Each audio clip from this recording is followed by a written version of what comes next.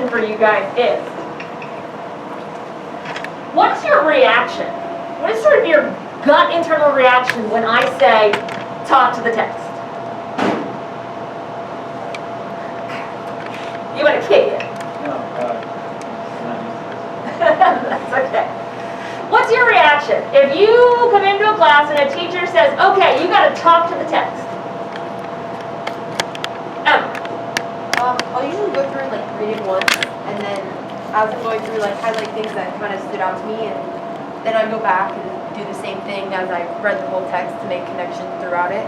Okay. And then I'll usually like to those highlighted terms, I'll put like little standouts like why it's important, or how this connects to something in real life, or why it's important, like from the beginning to the end, like stuff like that, just to tie the whole story together and help you try to understand it. Okay, so you're saying that you find it easier to do that once you've already read the text straight through. Yeah. And like you know what sort of the bigger picture is, then you can go back and identify the important stuff. Yeah. Okay, that makes sense. Other folks, what's your reaction? Like, what's your emotional, like, a teacher says that, and I can't see your faces because of these stupid masks, but what face do you make? How'd that go again, Liam? Is that a frown? Yeah, Why? because I prefer to talk discussion rather than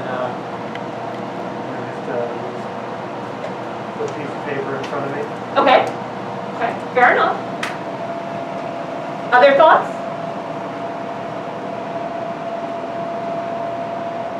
I'm seeing a lot of blank faces. Is that what you do when you get told to talk to the text? It's just like a blank stare? Steph, no. You kind of have to consider that. You have to what? You have to like eventually consider the almost every microanalyzing the text. So obviously that's why a lot of people get frowns, is because they're gonna have to pay so much attention to the very small details of the text. But at the same time, I don't know, I guess it's just you have to focus up, which is kind of why people either have a blank reaction or more of like a It's hard. like a glum reaction. Yeah. Yeah, definitely. It's hard. You know it's something that's going to take time. You know it's something that's going to take thinking. And we don't always want to do that. Emily, what were you going to say? It's okay. I'll get a paper towel. Talk away. Well, I was just going to say that I guess my initial reaction would kind of be like a little confused, because I've honestly never had to do that. It's never been phrased before in that way. Really? Not like in my experience. But then I guess I would kind of think of it as like, I would personally interpret that as like just asking questions like, why did the author do this and why did the author do that? And just kind of, after reading through it, kind of look at why they did what they did. That's just kind of what my initial thoughts would be. Okay. All right. Don't stand up and fall. Okay. All right. So you guys have brought up some really interesting ideas. And so here's my experience. Students have a bad taste in their mouth when they hear the term talking to the text specifically. Would you say that's accurate? Is marking the text a little better?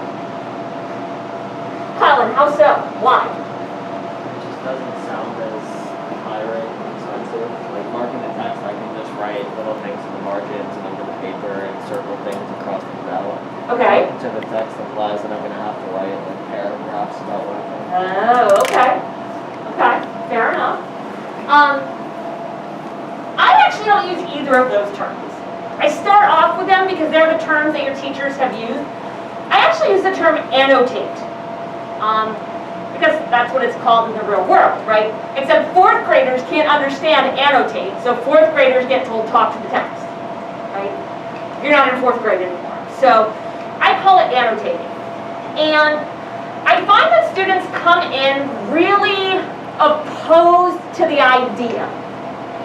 They kind of get that it's usually a worthwhile thing to do, right? It can be helpful to mark the text. Most students who are at the AP level, you kind of get that when you interact with the text, you process it differently. But I find that students, in their experiences in school, when they get told to mark the text or talk to the text, it becomes, what does the teacher want me to notice? Right? And how do I mark this the way she wants it? So maybe she's going to tell you, put an exclamation point next to things you think are important. Circle words you don't know. Put a question mark next to something you want to dig into further. Right? Does that sound familiar? That is so hokey. And it's so not really the way we read. It's a good strategy for learning, but we're going to go above and beyond that now. So what we're going to do today is I'm going to show you how I mark a text. And I think what you're going to find is that it's far more satisfying than what you've done so far. And maybe you kind of do this already naturally, but my goal is that you find a new way to help you out. So a couple of years ago, I went to a workshop in Harrisburg. It was called Reading Apprenticeship in Secondary Education. And they sent me there to help me learn strategies to teach my struggling readers. And because I am sort of an AP nerd, everything I do, everything I learn, I look at through an AP lens. And I say, okay, how does this apply to AP? And so my first thought is, if this is for struggling readers, this has nothing to do with my AP kids. This won't be remotely helpful. And then I said, wait a minute. My AP students are also struggling readers. They're not going to struggle with the same tests that one of my foundation students would have, right? Definitely not. But there are situations in which my AP students, there are situations in which I become a struggling reader. And when people are really good at reading, and they don't really think about how they do it, they just do it, when they do get a text that is really tough, it can be really jolting. And you say, I don't know, I just can't make sense of this. On the AP exam, you are likely to end up with something in front of you that's going to make you be a struggling reader. And my job is to help you not feel so helpless when you get those. So, the first thing we're going to look at today, you've got a packet in front of you. It's got two pieces. We're going to start with the first one. This is called Father's Butterflies by Vladimir Nabakov. What I'd like you to do is no marking, no highlighting, no nothing. I'm going to put 1 minute on the clock. And I want you to start at the beginning, get as far as you can in reading this text in that 1 minute's time, understanding as much as you can. That's it. All right? Go.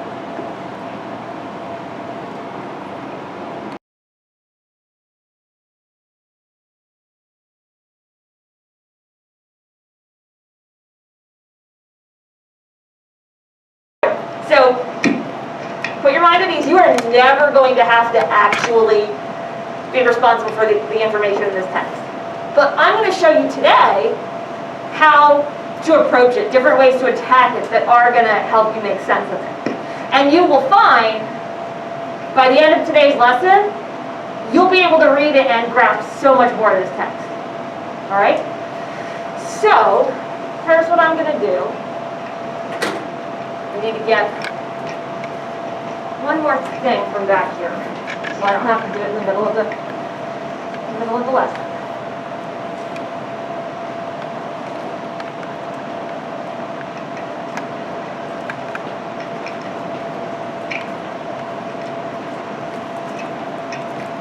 All right.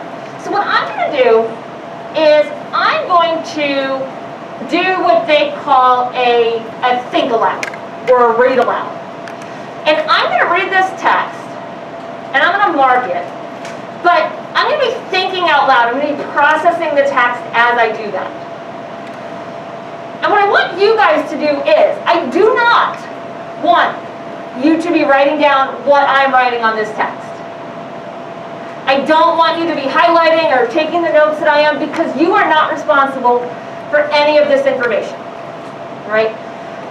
And because I want you to be paying attention to something else. Instead of writing notes about what I'm doing, what I'm writing on this text, I want you guys to be taking notes on, and you can maybe do it on the back if you want to, because it's blank back there. What kinds of things do you see and hear me doing as I approach this? How am I making the meaning out of it? What are the strategies that I'm using as I read this text? That's what I want you to be paying attention to. All right?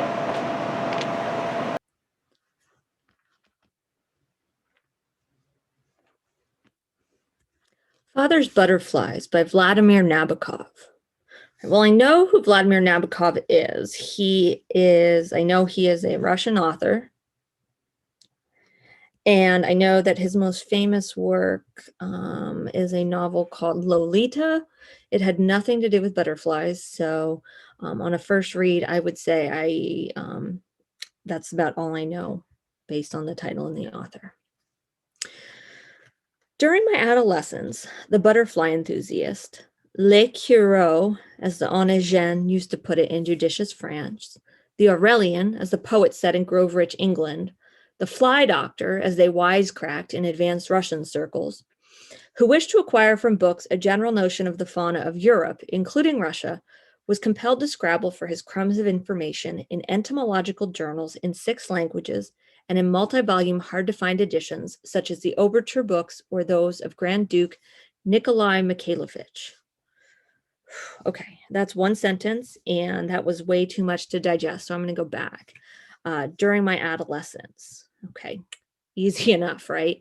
When I was a kid, or basically this is just setting up to let us know that this was like sometime in the past, back then, as opposed to when he is writing now.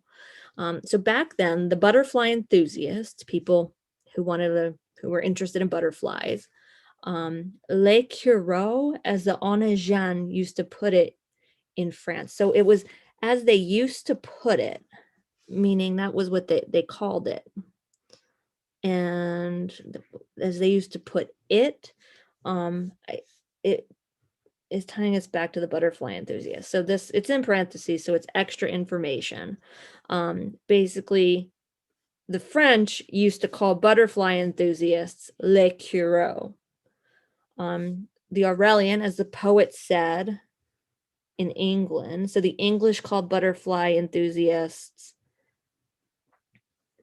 Aurelians, and fly doctors were what the butterfly enthusiasts were called in Russian, and Nabokov was Russian. So he says this was how they wisecracked, so they kind of joked.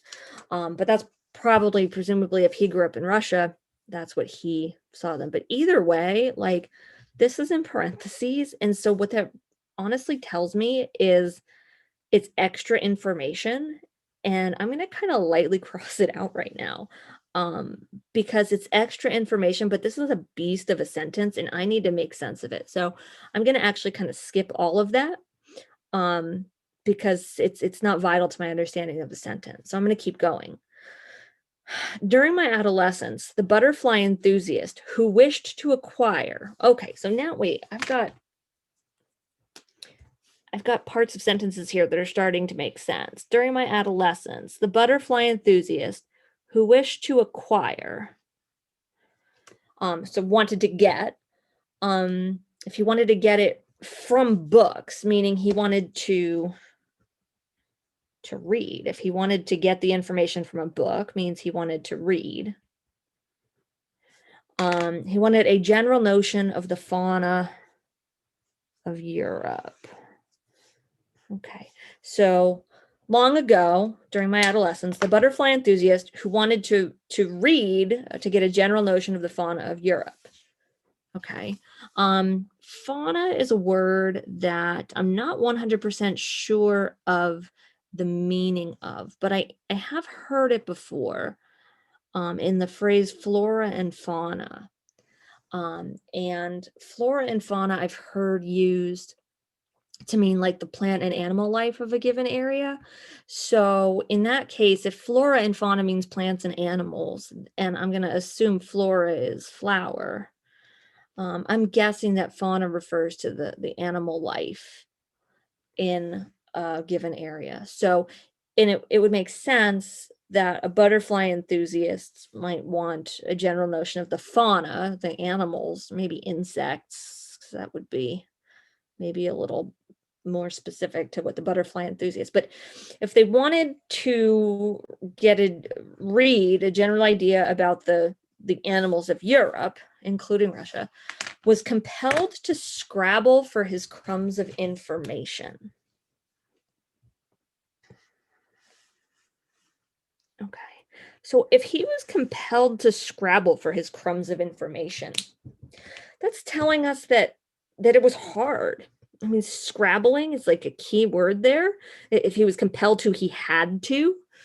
But he was scrabbling for crumbs. If you're scrabbling for crumbs, it's not easy to find. It's you're not opening up a book and then finding it immediately. You are sifting through things. You are looking for a little bit here, a little bit there. And so that would make sense why it would be hard to do while you were scrabbling for it. So butterfly enthusiasts back then, who wanted to look in books to get this information, they had a hard time of it, right? They had to look in entomological journals in 6 languages. Okay, that would be hard. In entomological journals, I know a journal is like a professional text. Entomological seems to be a real key word here, describing the type of journal. And if I don't know what entomological means, I'm going to make some guesses. Perhaps it has something to do with these animals, because if you're going to be finding information about butterflies in it, and you're looking for information about the fauna, then an entomological journal presumably has information about that animal. So entomological, I'm just going to assume this has something to do with animal life. Journals. They were in 6 languages. And in multi-volume, hard-to-find editions. Okay, so books that were rare. There were a lot of them, such as the Overture books or those of Grand Duke Nikolai Mikhailovich. Okay, I have no idea what the Overture books are. And I have no idea who this Grand Duke Nikolai Mikhailovich is, other than Mikhailovich, well, that sounds Russian, so Nabokov probably would have known, and his audience might have known. I don't know who Overture is, but I do know that these guys were part of these hard to find editions. So they were these rare books, and I think that's okay. I could look them up. I could go to a computer, but for right now, I'm just going to know that whoever Overture and Mikhailovich are, they were books that were hard to find editions. So if I go back and just get this whole sentence at once, back then, butterfly enthusiasts who wanted to read about the animals of Europe, they had to scrabble for crumbs of information in entomological journals and in multi-volume hard to find editions. Basically, people who wanted to learn about butterflies from books had a hard time of it back when Vladimir Nabokov was a kid. What were some things that you noticed me doing as I read? Chris, what was one thing you saw? I noticed that you simplify words and phrases in order to have a better understanding of the overall idea of the phrase. Okay, I simplified words and phrases. Can you give me an example of someplace I did that? So, for the first phrase, during my adolescence, you simplified it to long ago, and then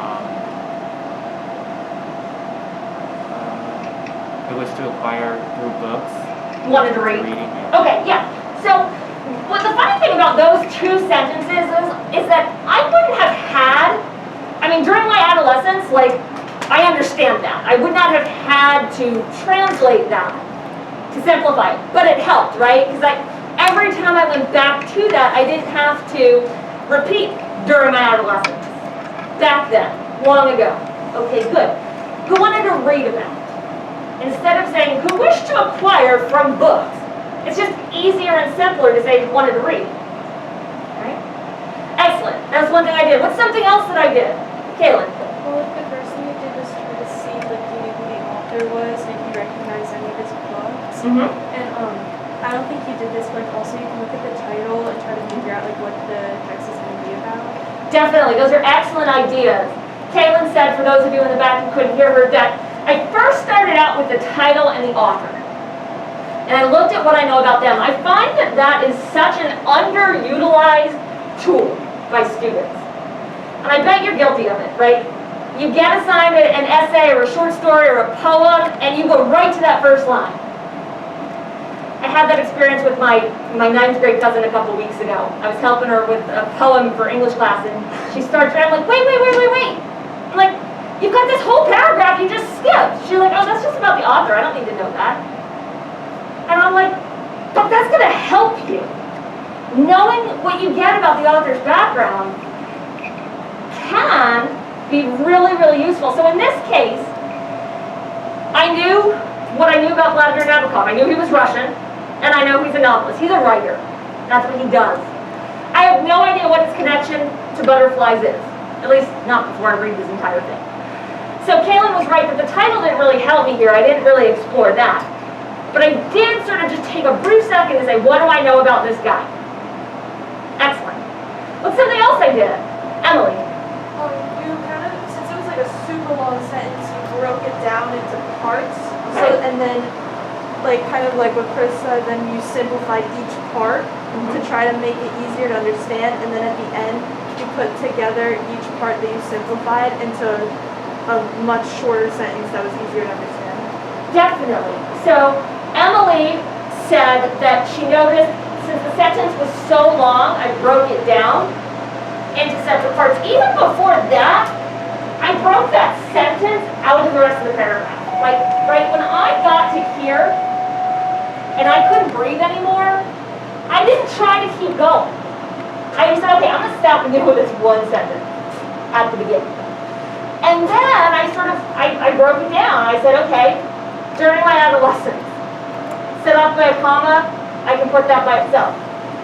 Then I looked at just the butterfly enthusiast, the noun in this sentence. Okay, and then the next thing I looked for was where's that verb? You know, the butterfly enthusiast who wished to acquire from books. Well, what was this butterfly enthusiast doing? He had to scrabble for crumbs of information. I sort of broke this sentence down and looked at each part separately. And when I simplified those, I didn't just simplify them. As Emily said, I brought it all back together at the end. And I read kind of the whole thing in simplified language. Good. What's something else? Emma. This is kind of like similar to what you were saying. But we took out the unnecessary information. Like the whole parentheses thing, it's just like confusing it. And then I like that you highlighted all the parts that are actually important, so you don't have highlighted the general notion or including Russia. And so you can read just the highlighted parts, and that makes it simpler. And then, like you were saying before, then you can make like one simple sentence. Yeah, definitely. So I took out the things that were unnecessary. Specifically, anything in parentheses, gone. Right? By nature of being in parentheses, it is unnecessary. Nabokov loves his parentheses. Loves them. Alright? So I'm going to show you guys something. And Emma pointed out my highlighting. And I think that's such an important point because I highlighted very intentionally here. We all love to highlight, right? But we don't necessarily highlight with intent. We'll highlight, oh, because it seems important. And then what ends up happening is we have so much highlighted that none of it means anything. But in this piece, I highlighted really intently. And what I have here is my original marked up copy of this text. And what you see highlighted in orange are the bones of the sentences. That's it. If you look at the back, this entire paragraph has like this much. It's super small. So I'm going to read the rest of the first paragraph to you. I'm not going to change a single word Nabokov said. But I'm going to read it, just removing anything that's not important. See if you can understand it once I do just that one thing. I'll start where I left off. The absence or utter inadequacy of references, the tedious perusal of the index, The sheer number of these journals and volumes, all this had to be overcome in order to hunt down the necessary reference. Things were not easy. Russia dwelt in a mist, while local lists only maddened me when at last I ferreted them out. My father was a preeminent entomologist of his time, there's that word again, and very well off to boot, but the ordinary amateur, unable to and denied the opportunity to gain access to specialized collections in libraries, had no choice but to hope for a miracle. And that miracle dawned in 1912 with the appearance of my father's 4-volume work, The Butterflies and Moths of the Russian Empire. Completely understandable, right? This entire paragraph is just talking about how hard it was until his father came along and wrote this book. But all I did, I paraphrased absolutely nothing. All I did was leave out the unnecessary stuff. I broke the sentences down to the bone. That's not going to be a necessary strategy for just any piece. But for this one, it's absolutely vital. Just doing that, and I bet you guys could get through this, no sweat. Finding the subjects, finding the verbs. That's it. All right? Anything else you notice me doing? It's soon time to move on, but I want to make sure there's just like 1 or 2 more things that I think we haven't talked about yet. Here. In the first sentence, you used your prior knowledge and context clues to help you figure out the meaning of words you didn't know. Okay, can you give me an example? So for fauna, you said that you had heard it before in flora and fauna, and that helped you determine that the meaning was like animals or butterflies. And then same thing with the entomological. Entomological? Yeah. Okay. Yeah, so I actually did 2 different things with regards to those. So, and you said them, I used context clues and I used background knowledge. So when I hit that fauna, I said, okay, where have I heard this word before? Here's where I've heard it, here's what I know about it. I don't need to look it up. I can just make an educated guess based on my background knowledge. When I got to entomological, I used the text to figure that out. I said, okay, entomological journals. I don't know what entomological journals are, but I do know that butterfly enthusiasts are looking in them.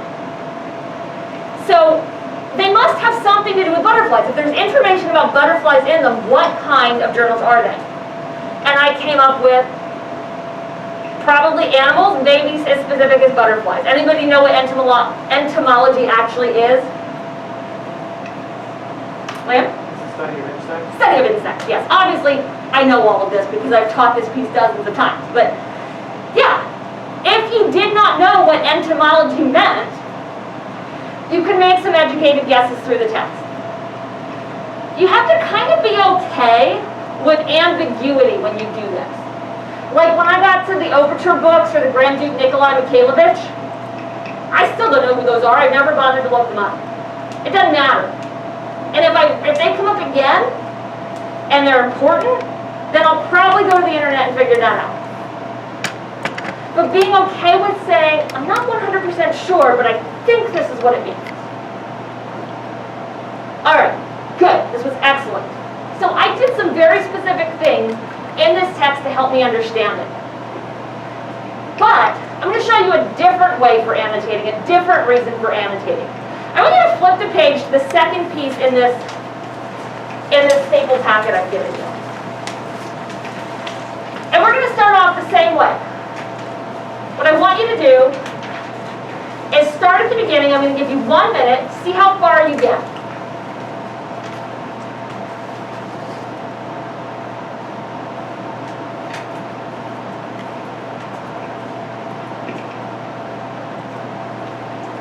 What's that?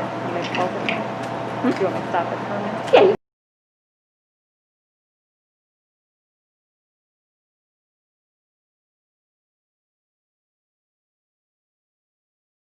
Finger, how far you got? A little bit further this time, right? And if I were to tell you that you're going to take a multiple choice quiz on what you just read and your how well you've comprehended it, Would you feel okay about it? Yeah, this is super easy text. Anybody recognize it? What do you know about it? I feel that I read it like last year or the year before that. Colin? We did it in Miss Green's She read it in Mrs. Greene's class. She was just telling me that she reads this exact excerpt to her freshmen on the first day of high school. Anybody read the book? All right. So this is from, it's a wonderful book, you absolutely should. This is from a young adult novel called Speak. It's written on about a 6th grade reading level. It's probably not really appropriate for 6th graders to read. It's about a girl entering, obviously, her freshman year of high school. And this is the first page of it.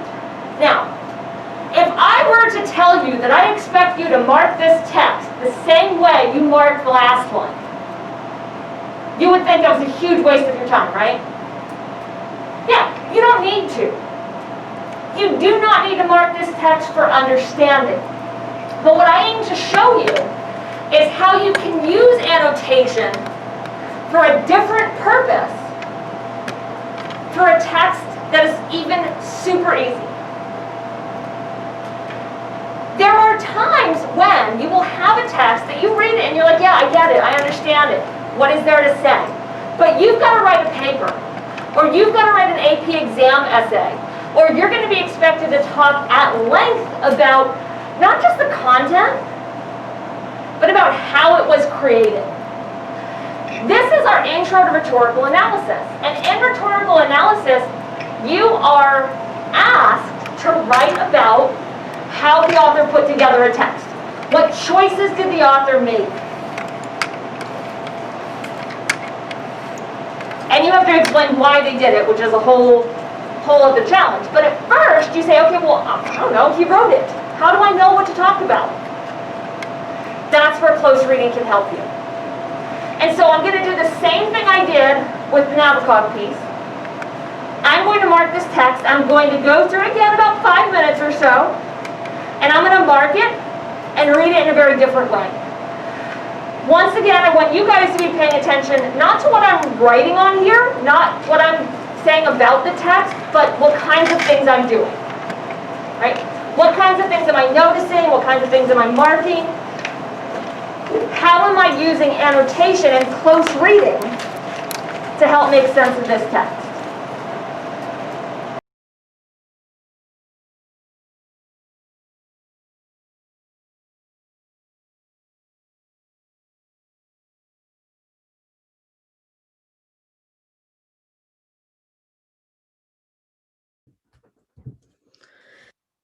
Excerpt from Speak by Laurie Halse Anderson. Welcome to Merriweather High.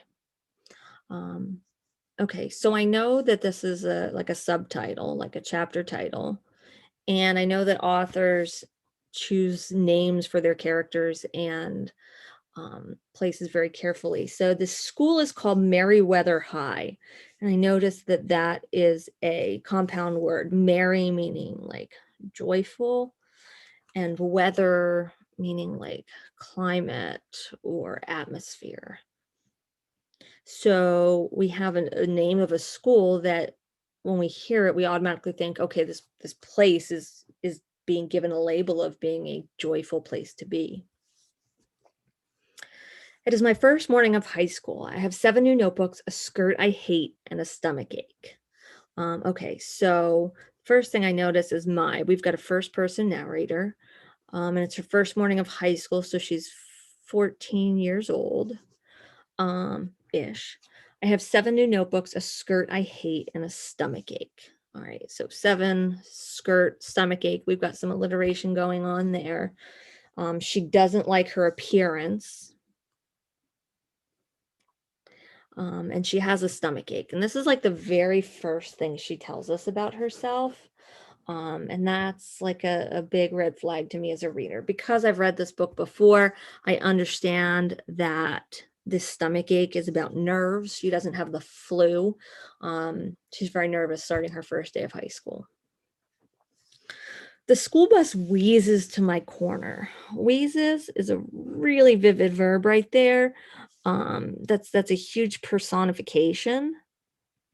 And it's not like a like a good personification, right? If the school bus is wheezing, it's not healthy, it's not new, it's not fresh.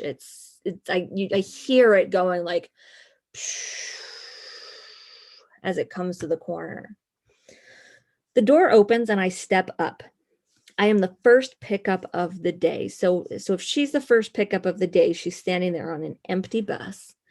The driver pulls away from the curb while I stand in the aisle.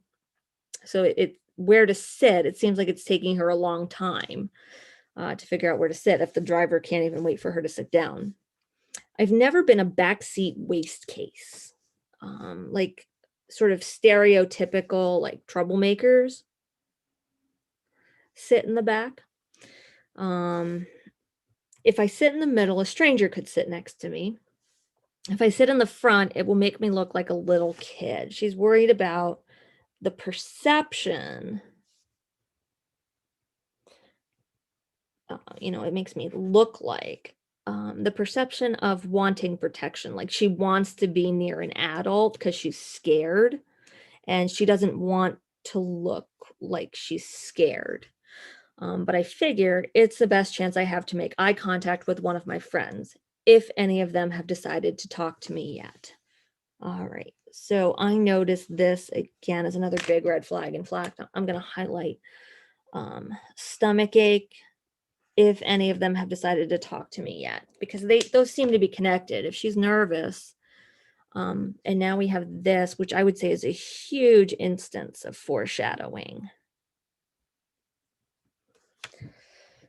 The bus picks up students in groups of 4 or 5. As they walk down the aisle, so he picks up other people in groups. When she was picked up, she was a big I. She was all alone. There weren't other people at her bus stop.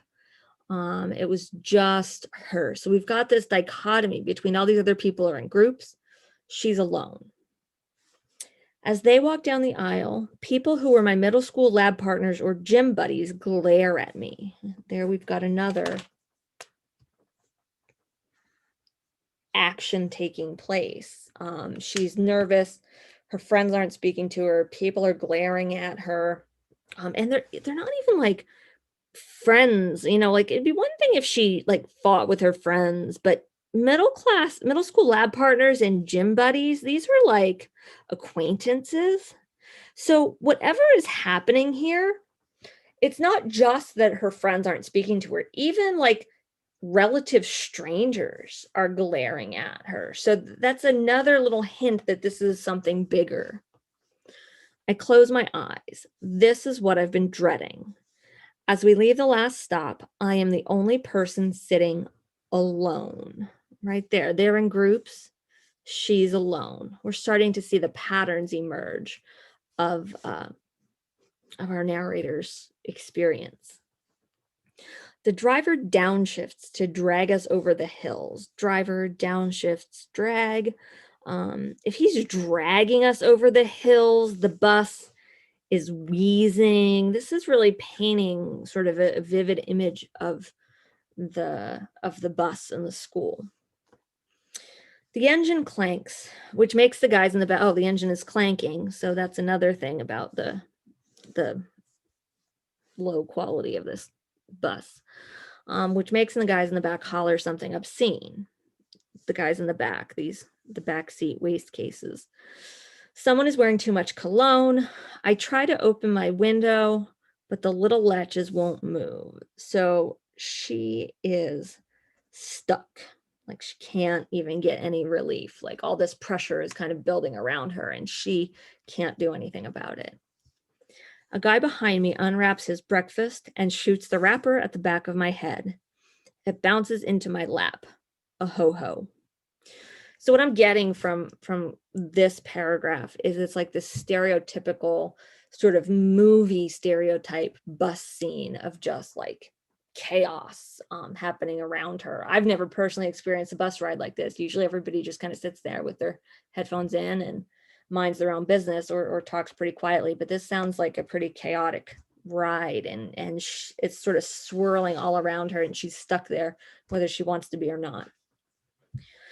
We passed janitors painting over the sign in front of the high school. They're painting over it. They're like covering it up.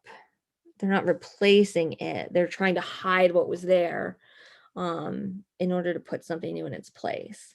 The school board has decided that Meriwether High, home of the Trojans, didn't send a strong abstinence message. So they've transformed us into the Blue Devils. Okay, so this is about the mascot, which I know is like about identity. And since I've read this book before and I'm sort of analyzing what the author did, I know that this mascot and the identity change is like a big deal because it continues throughout the book. But this is one of the first things they talk about, that the school is trying to cover something up by changing the identity. They were the Trojans, but they've decided this doesn't send a strong abstinence message. This relies on me as the reader kind of getting the illusion, because if I don't understand the connection of Trojans, if I don't understand the connotation of that, I'm not going to understand how it sends an abstinence message. And knowing what I know about the rest of the book, it's very telling that the school trying to push the idea of abstinence rather than comprehensive sex education is a huge deal. They're trying to hide it and cover over it.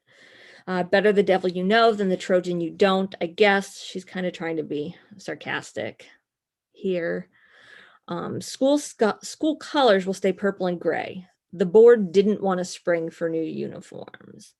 Okay, so they have these crappy old buses. They're sort of covering up. They're trying to just change things, and they don't want to spring for new uniforms. So I am not, just these first 5 paragraphs, I'm not getting a good vibe that this school is living up to its name of being a Meriwether High School, a place where things are good, at least not from the perspective of my first person narrator. So if I were going to write an analytical essay on how Laurie Halse Anderson uses the first page of her book to set up a sort of a personification of the school as a particular not very good, not very supportive place to be, I have lots of evidence in here that I could bring up. If I wanted to write about how Melinda is characterized right here in the first page, I have a lot of evidence of that, of things that are being done to her, along with her inner sort of thoughts and her position in this society. Just in the first 5 paragraphs of the book, I could use any of this as evidence in my essay. Linda. Okay, so that was a little bit longer. What kinds of things did you notice me saying, doing, noticing while I read? Leah? You made a lot of connections. Like when you made the connection between that she was alone and we were in groups, it was like the me versus them. And then you also made a connection between wheezing and dragging. I wouldn't have made that because I didn't really notice that when I was reading it. And also you just made the connection to the title about, because with the title, like you said, like most of us would have skipped over it, but you talked about how it was joyful and the joyful atmosphere that connected to what you were just talking about. Okay, so Leah just brought up 3 really good points. So the first thing she said is that I was making connections within the text. Because I stopped to slow down, and look, it's not that you couldn't have noticed the connection between wheezing and clanking, but you just read it without thinking about it. You're not reading it closely. It doesn't even occur to you. But when I stopped and slowed myself down, because I'm looking specifically at how she crafted it, I'm starting to see patterns. I'm starting to notice things that are working together for some function. Leah also, she mentioned the same thing with where I kept noticing this dichotomy between her being alone and them being in groups. And because I've read this whole text before, I know for a fact that that's important. That's kind of one of the whole big point of this text. The third thing Leah pointed out was that I stopped and looked at that title. It would be very easy to just, okay, yeah, it's just the title, whatever. But I'm reading closely. I'm trying to think of why the author did what she did. And I know that authors make choices about what they name their characters, what they name their places. And just taking that second Later on, I was able to notice, boy, this place is not very joyful at all. Colin, you had your hand up. What's something you noticed? You noticed a lot more of the figurative language this time. Figurative language, definitely, definitely. And is it all important? Probably not. You know what I mean? Especially like the alliteration. I don't think I would be able to explain why she used alliteration intentionally. But I did notice the personification. That I could probably talk about. I could probably talk about illusion. The foreshadowing I could definitely talk about, because that's part of how she chose to craft the text. I would have just read over this if I was not reading with this purpose, if I was not stopping to take my time, I wouldn't have noticed those things. The figurative language would have just zipped right over my head. And then, like you guys, I would have said, oh yeah, that's there. Definitely. What else? Anything else you saw me noticing? Gabby? You may know of like any red flags that you might find that they hear with foreshadowing. So when I noticed that stomach ache, and then as I got sort of connections to that, because I had paid attention to that red flag of, ooh, first line she's telling us she has a stomach ache. Significant. And then I'm seeing it build onto that, right? Her friends aren't speaking to her, people are glaring at her. She's stuck. Now I'm getting a clearer picture of this character and her position in the world. It starts out with a stomach ache. That's like the outward sign, but there's so much more happening here that I start to notice once I pay attention to her. Stefano. I was actually going to say that since this also runs a parallel with the other one, the other text that you just analyzed, is that you're using the language that the author used, regardless if it was like, in this one, it was kind of like she used like literary devices and just to be more descriptive, and in the other one he used like really profound and really advanced English. But either way, you dissected both of them so that not only could you make it clear for you to understand, but it's actually functional, so that you can understand what the author is trying to, like the point the author is trying to get across. That's a really good point. So in this case, I did not, actually paraphrase anything, right? I didn't simplify, I didn't skip. I mean, there's certainly some sentences I kind of skipped over. I didn't need to go through every word of this text. But in both cases, both the Nabokov piece and this one, I was able to sort of get more of a meaning out of it, figure out what the author's trying to do with it, especially in this one. This was really about how is the author putting this together. What did the writer do? Not what did the writer mean, because I can tell you what the writer meant. But why is she doing what she's doing? And that's the key of rhetorical analysis. And it's really important that you guys understand that what's happening here, the important thing is the thinking that I'm doing. And if you notice my text, boy, is this a mess, right? I do not do symbols, right? Exclamation points. I mean, there's squares, there's lines, there's arrows, there's circles, there's stars. None of it is a script. None of it is intentional meaning anything. I just do what feels right at the moment. I kind of connected with squares, the dragging and the wheezing. That's okay, it's my thinking. And the thinking is what's important. But if we don't take the time to actually mark as we read, we lose all that thinking.